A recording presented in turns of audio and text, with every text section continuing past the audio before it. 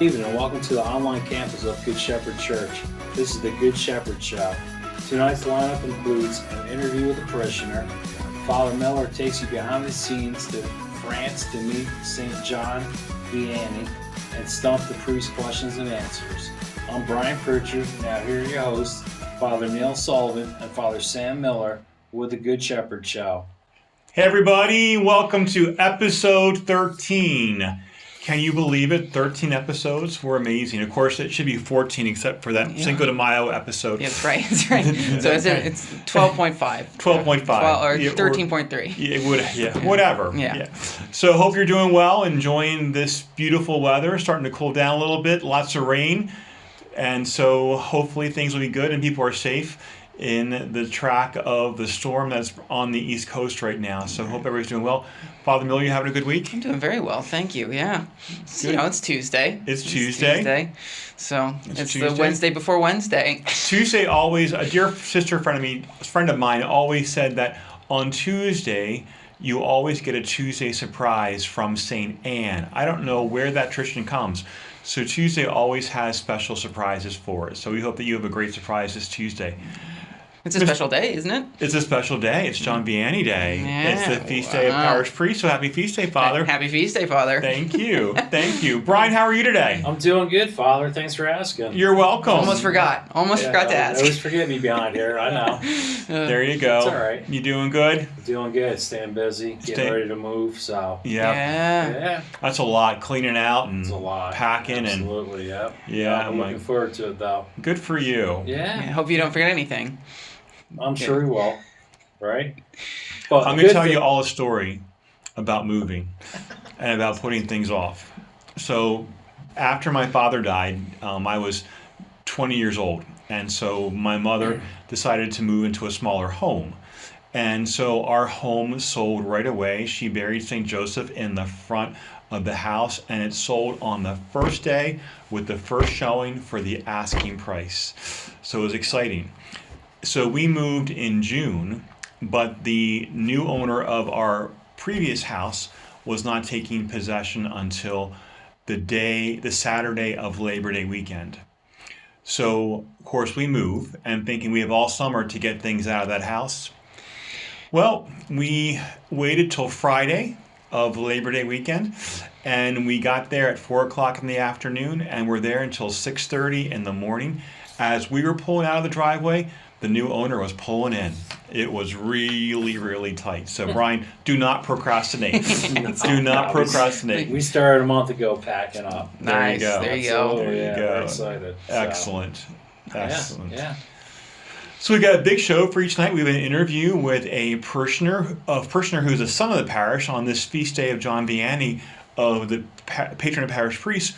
We have an interview with Father John Bateman, who is a priest of the Diocese of Harrisburg, but also a military chaplain, just came back from a tour of duty.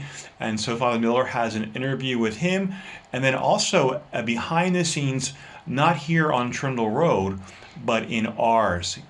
You need a passport for this one. Father can take you for a behind the scenes look at St. John Vianney. It's huge. It's a great day. And of course, your favorite segment we know, Stump the Priest.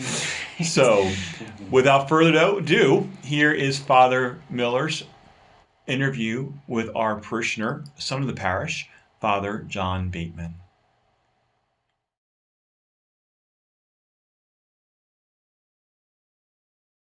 Well, good evening, everyone. Today we are doing an interview, a very special interview with one of our own priests who is also a military chaplain, but I won't steal his thunder. Why don't we introduce for the first time on the Good Shepherd Show, Father John Bateman. How are you doing, Father Bateman? I'm doing great. But it's hardly the first time. It's the first time on the Good Shepherd Show. Yes. But as you know, I'm a native son of the parish. So, in fact, this weekend was my first weekend in Lancaster, and I had a family from here say, "We remember you sit in the front pew in the old school." So, nice. Not the first time, but That's right. It's really good to be here. Well, welcome home. Thank you. Well, so why don't you tell us a little bit about yourself? So you've been a priest in the diocese, but you're also something else. Yeah, I've been a priest of the diocese now for 24 years, which is hard to imagine. But I've also, for the last 9 years, been a military chaplain with the 193rd Special Operations Wing, which is stationed at Harrisburg Airport. Very nice. Wow. All right. How long have you been a military chaplain for? 9 years. 9 years? 9 years, yeah. You didn't just say that in what I just asked. I did, but it's okay. Okay. All right. No. Okay. This is a very casual, just That's talk. right. It's all Just good. gonna break the ice. Yeah, and it's been a great experience. It's something I always really wanted to do. At the time, Bishop Datillo wasn't in favor of us priests going to do that. And as we know, Father Lavoie first joined the Army National Guard, and then I very soon after followed suit into the Air National Guard. And that's really been a great experience for me. It's really, I think, enhanced my, I would hope, my diocesan ministry as a priest. Sure. It is very much two separate hats, literally, because as a National Guard chaplain, I'm in the parish 3.5 weeks out of the month, and then the 1 week in a month I go to be with the wing at the airport. And so it's really, I think, the best of, in a sense, two worlds and two ministries. Sure. In the parish, of course, all the things a parish priest does, Mass and anointing the sick and visiting with people and counseling and baptisms and all the things that come with it. In the military, it's a little bit different because certainly I'm the priest, and so I'm the pastor to all the Catholics on the base. Got it. But I'm also then chaplain for everyone. Okay. And so no matter what faith, no matter what issue, no matter what's going on, I have to minister to them in the best way possible, while at the same time remaining firm in what I believe and what I stand for as a Catholic priest. So sometimes there's some conflict, but Sure. but it's really good. I actually just got back a couple of weeks ago from a deployment. I was in the United Arab Emirates Oh, nice. with Big Blue, with the big Air Force. Was left the diocese in October of last year. Was supposed to come home right after Easter, but then COVID, and so we were stuck there an additional 2 months. I gotcha. But that was a great experience to just be with the men and women there, in particular in some really scary times. I was there right after the attack on Soleimani, Oh, wow. and so there were escalated tensions with Iran and some concerns that being so close to Iran that there would be an attack. So just some really pastoral presence with people Sure. in a time when there was a real possibility that, hey, we could be attacked and I could be killed. So it was really some really great ministry, some great opportunities there. I gotcha. Where have you served in the past? Prior to that, my only other deployment was to Landstuhl Hospital in Germany. Okay. It was a short deployment. It was only 6 weeks as opposed to the 8 months I just finished. But that too was awesome in its own way. Of course, ministry in a hospital, so all the hospital aspects. But what I most remember about that is the protocol. It's an army hospital. And the protocol was that when soldiers, whoever the military member, came from abroad after a serious illness and came to Germany to the hospital, no matter what time of day or night that hospital van arrived at the hospital, the minute the stretcher hit the ground, everyone stepped away and the chaplain stepped up and said, "You are in Germany, you are safe, we are going to take excellent care of you physically, emotionally, spiritually, whatever you need." And then we knew from the manifesto of religion, but at the time that I was there, we all said, "Can I pray with you?" Nobody said no. But just that was the protocol. That was how it goes, that the first person to say hello is the chaplain. Says that the military understands the role that faith and religion and spirituality has in healing. Right. And even the fact that even despite lots of turmoil in today's world, that the military values the presence of chaplains, I think really says a lot about our understanding of the role, the wholeness, and the really special place that spirituality and a life of faith plays in people being whole and integral. Got it. Kind of goes back to that old maxim, there are no atheists in foxholes. Very true. I found that out the hard way. That's right. Yeah. It's a busy life and kind of high in demand, isn't it? Yes, very much so. I think, the military, how many chaplains are in the military, like the United States military? I can't answer that. In terms of priests, not nearly enough. Sure. If we have, and I'm just guessing, but if we had about 100 priests in the Air Force, and if you look at demographics, a large percentage of members of the military are Catholic, and we just don't have a priest to minister to them. Sure. So it's a constant need for military chaplains, and so Sure. and that's one of the things that I really had the opportunity to do while I was in Rome. I think people know I was in Rome for a number of years. I worked with the North American College, and in particular with the seminarians who were going to Aviano Air Base, to really foster in them a sense of need for Catholic priests in the military. I gotcha. Very good.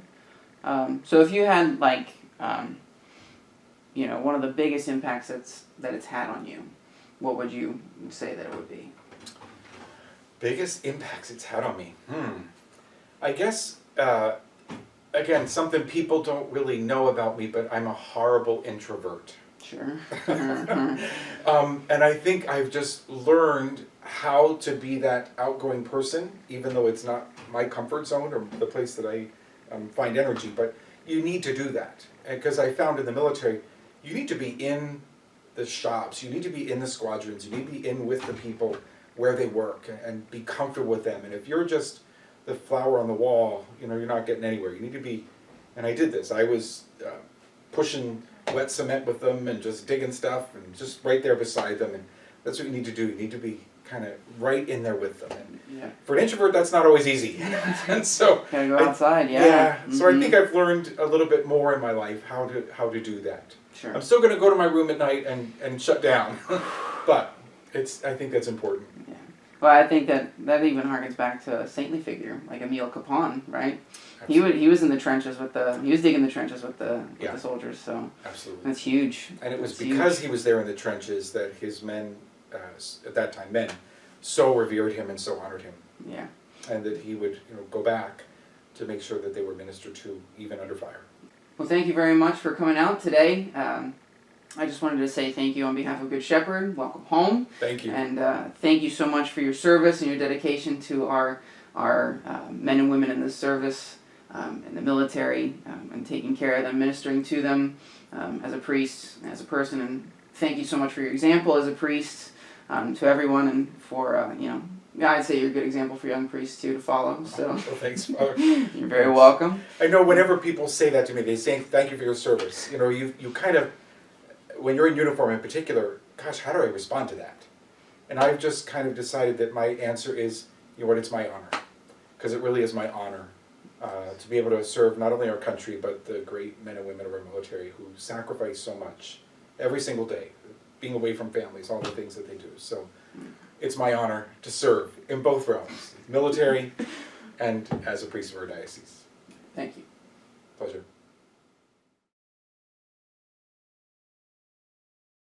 Father Miller? So, you're a military chaplain, right? Yes. Yes. All right. Nope. I'm not going to do that either.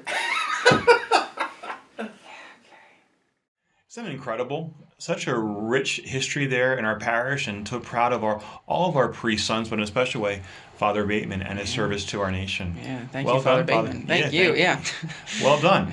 So now, Father Miller, you're taking us, making my passport out. We're getting on a plane and going to... Right. We're heading to Ars, France, where I spent a week on a priest retreat there in February, and I got to see some pretty cool sights and I took a lot more pictures than I normally do, and we're going to get to see them up close and personal. They're a little blurry. My mom got so mad at me when she saw them.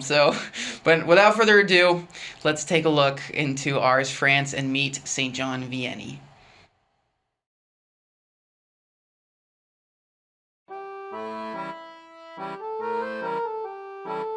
Hello everyone, and welcome to another Behind the Scenes here at Good Shepherd. Only this time, I'm taking you behind the scenes to Ars, France. See, back in February, I hopped on a plane with several priests, and we took a retreat to Ars. We all know Ars, France, because that's where St. John Vianney was pastor from 1818 until his death in 1859. I'm from Lancaster County, so if you want to get a clear picture of what Ars was like, picture a lot of farm fields dotted with little towns just like Lancaster. And we got to see a lot in France. When we got to France, we landed, and then we drove on a bus to Ars. And we stayed in the orphanage that St. John Vianney set up for all his orphans. And I got a very good view of the town from where I was in my room. Ars is like a nice little town. It's got a lot of shops, a lot of I say a lot. It's a lot for the small town that it is. There's a lot of places in Ars. There's a lot of places to buy bread, to have lunch, and then there are a few gift shops. There's also, they've preserved St. John Vianney's room, and you can see a lot of his materials there. His books. I'm pretty sure they're his books. I think they need to go in and sweep. It's a little dusty, but it's basically, I'm not sure, I don't know if that's how he left it, but that's pretty close to, that's where he lived. Anyway, you get to walk around his house.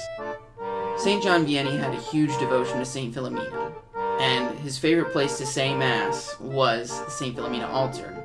If you look closely at this picture, you'll notice that there are a ton of crutches on the side, and that's because of all the miracles that have been worked at this altar. The cripples, perhaps, that have come in, that have hung up all their crutches because they don't need them anymore. There's something similar like this in Canada. I'm not sure if it's French Canada or not. Another altar is this Mary altar. So good. And this is where I got to say Mass with St. John Vianney. That's his body buried there. There's a good number of his vestments that you can see that they have on display, and he was very fond of having very beautiful vestments and very beautiful things adorning the church. In the monument that they have built around his little church near the rectory where he lived, there's a statue there of him praying. It's a very famous statue. I'm sure many of you are very familiar with it. Well, we can't all be like John Vianney, but we can sure try. In Ars, they have a couple different places where you can find relics of St. John Vianney. And his heart is in one section and it goes on tour, and then his body is in another section. Now this bed was very interesting to see. In St. John Vianney's life, there are many instances where he got into scuffles, per se, with the devil. And this bed, you can't really see it, but in his biography it talks about how his bed got lit on fire at one point, and only by the prayers of St. John Vianney did the fire get put out. And you can kind of see the fire, the scorch marks. One of the greatest joys I had during this retreat was I was able to say Mass at St. John Vianney's altar with his chalice. I don't think they wanted me to take this picture, but I took it anyway. I couldn't really understand what the sacristan was saying. He was yelling at me in French, but we're going to leave that there. When St. John Vianney first got to Ars, there was a huge amount of fog covering the walkway, and St. John Vianney got lost, and he found a few boys up on top of a hill, and he asked them where Ars was. And the boys pointed him in the right direction, and he said, "You have shown me the way to Ars. Now I will show you the way to heaven." It's pretty cool. Now, as you can see, Ars is nestled amongst fields, and you can see its size. This is about all that there is of Ars. One of St. John Vianney's biggest patrons was I don't know if she was a baroness, but she was, they called her Madame de Ars, and she was the lady who really helped St. John Vianney with his projects, financing a lot of the stuff that he had going on. And so I walked one day, while we had off, I walked one day to see the Chateau de Ars, where his benefactress lived. It's a little rundown, but it was kind of cool to walk in and see. The gates are wide open, so I got to walk right in and see. So sometimes the church isn't big enough to hold the big crowds that they have at Ars. So one time I went downstairs underneath. There's like a bunker, basically, where they have, I guess, perhaps where even if the Pope comes to say Mass, this is where he'll say Mass publicly with a ton of people. So on one of our trips, we got to go to Paray-le-Monial. And in Paray-le-Monial, one of the chief places that we get the devotion to the Sacred Heart from is from Paray-le-Monial. In Paray-le-Monial is where St. Mary Margaret Alacoque lived. I apologize for the quality of this photo, but this is where she's buried. As you can see, there she is. and this is where her confessor is buried. Saint Jean-Claude Colombier, Saint Margaret Mary Alacoque's confessor, is right down the street from where she lived. Basically, it was in the same. I think he was in the same town, if I remember, but I could be wrong. We got to see the chapel where he's buried, and it's a very nice church.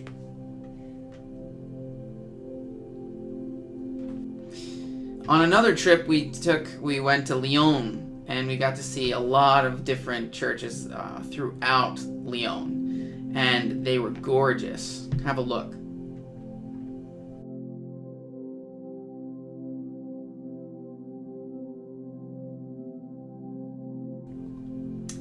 So thank you guys once again for joining us for this behind the scenes.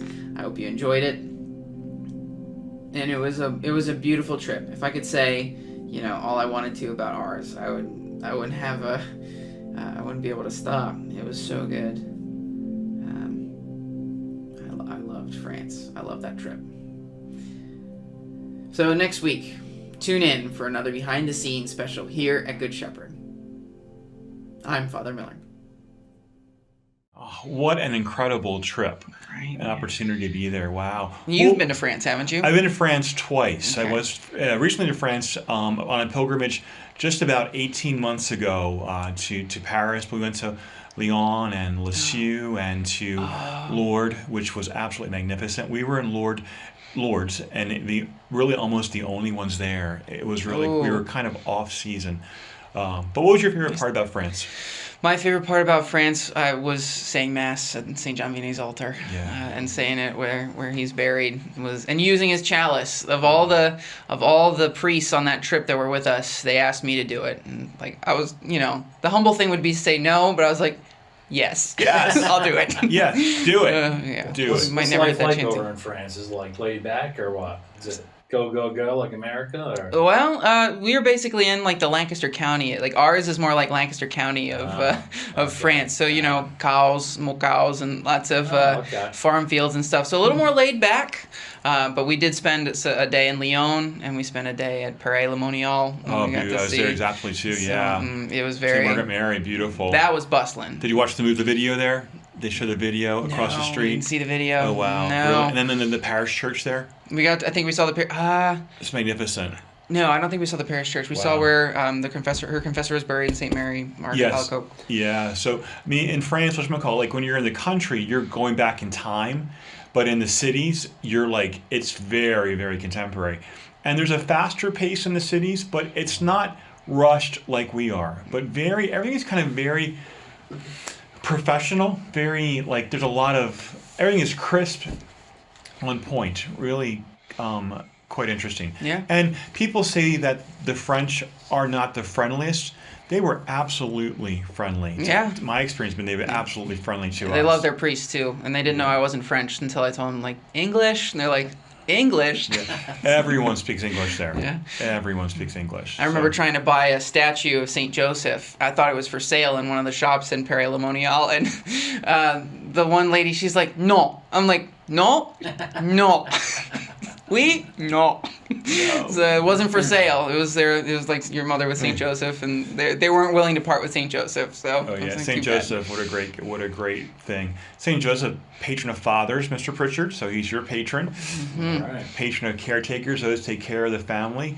Yeah. All types of things. So good. Have you ever been to France, Brian? No. Germany. Germany. I've been through Germany. Close enough. Yeah. Quick little stop. Little stop over. Yeah, way back from Kuwait. There you go. Stopped there in you go. Germany, then came over here. Try their beer. No, I don't have time to. I wish. I heard a lot about it though. How about it? Grab a Heineken. See? That's German, right? I think. I don't know. You got me thinking. Yeah, I'm thinking now. They'll post angry comments about us. So that brings us to Stump the priests. oh my gosh, here we go. There we Another go. one. Let's see what it is today. The category is French cuisine. Wow. Apropos. Very apropos. French cuisine. Wow. Okay. All right, Father Miller. What? You gets the first question. What? Change the formula. Okay. France is the second largest producer of wine in the world. What country is the first? Poland, Italy, Germany, or Mexico? Oh. So I haven't had anything from Poland or Germany, like from the country. And we've had pierogies, but Yeah. and we've both tried Italian wines, right? I would Yeah. say Italy. Italy would be my guess. I don't know. Germany, I think, is known for beer. Yeah. Let's see. They also make Riesling, which is a nice wine too. It's a sweet white wine. Ooh. You're correct. Oh, good. You're correct. Italy. It's Italy. Italy. Big surprise. Sorry, I had to read down to the answer. That is correct. I thought that's an easy question.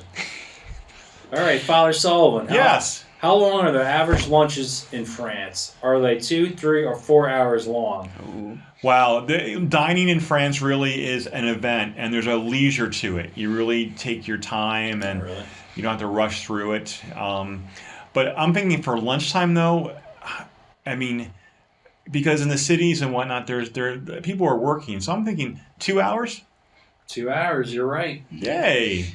I mean, when we would stop for lunch in France, it would be an endeavor. You know, Yeah. we could make it last as long as we wanted, though, I guess. But it'd Yeah. probably be about like 2 hours. It sounds 2 right. hours. I think, don't they take a month off too?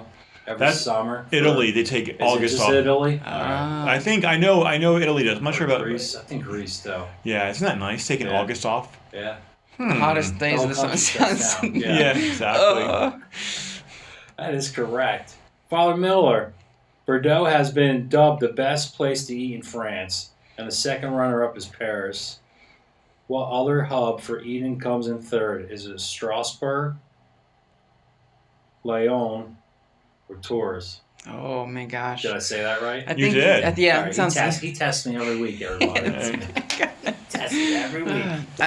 So I think isn't Ratatouille that Disney movie? Isn't that based I off? love that movie, yeah. It's based off Lyon, I think. I don't think they'd base it off like a schlubby French town. So I would guess it's probably Lyon. It is. It's Lyon. Yeah, There you go. there you go. My- Good. I'm getting hungry. Yeah, I that know. sounds. So for Right. nice French bread, some Yeah. nice brie. Exactly. We ate in Lyon. Oh, it was so good. Yeah, we were there too. And then we were in the train station in Lyon too. Okay. Oh Oh my gosh, gosh, that was so good. We did a lot of walking. It was a lot of walking to where we had to go. A lot of walking. When you're ever on a tour, it's always like hurry up and then wait and then hurry up and then wait. But Yeah. we were in Nevers where Bernadette is buried. And that was one of my favorite days because we kind of just walked around. We had free time and we discovered this ancient cathedral that went to around 600 Whoa. AD and it was being restored. But talk about lunch. We just went into like a grocery store, got a loaf of bread and some nice cheese and some Perrier and went to town. It was Nice. good. Yeah, like Yeah. a picnic. Yeah. Sounds good. Ah. All right. That is correct. Father Miller and Father Sullivan, this question is for both of you. To the nearest 100, how many different types of cheeses are there in France? Wow. To the nearest 100th. That means that there's hundreds of them. Yeah. I'm going to say, wow. 200? Nope. Uh, I'll help you oh, out. if it's not Father 200, Miller. is it 5? It's a little higher. A little No. higher? No. It's not 500. No. Nope, not 500. You're both wrong. There are at least 365 kinds of cheese in France. Wow, one for every day of the year. Isn't that- yeah. Yeah, my I think gosh. you're right. So if you had a different kind of cheese every day, it would take you a year to finish. There you go. Nice. Yeah, Nice. All kinds of cheeses. absolutely. Yeah. I love cheese. Yeah, I love cheese too. I love cheese. Here's a joke that one of our parishioners, Tom McGowan, told me years ago when we worked together for another organization. He said that they are, now please no one take offense to this, but so he said that they were gonna build a craft plant outside of Allentown near Nazareth, Pennsylvania.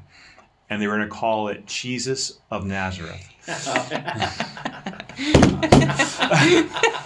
That's good. That's Oh, good. That's hilarious. That is good. That's good. That's good.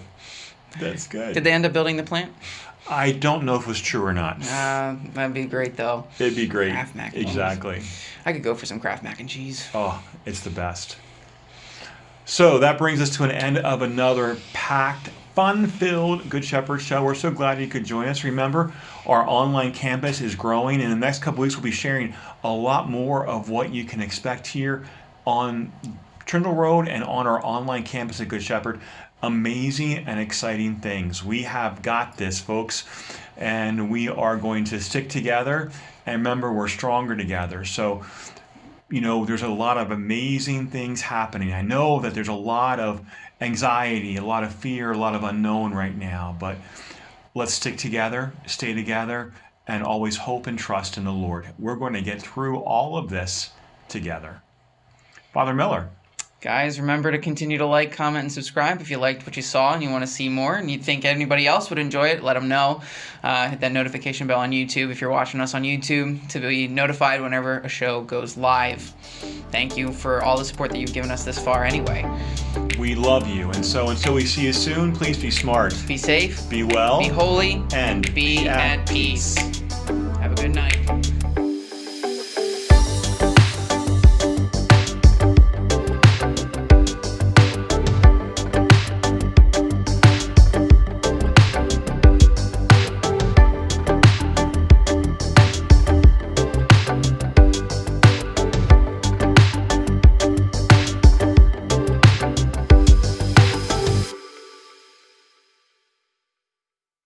Don't worry, I don't have anything to say. You just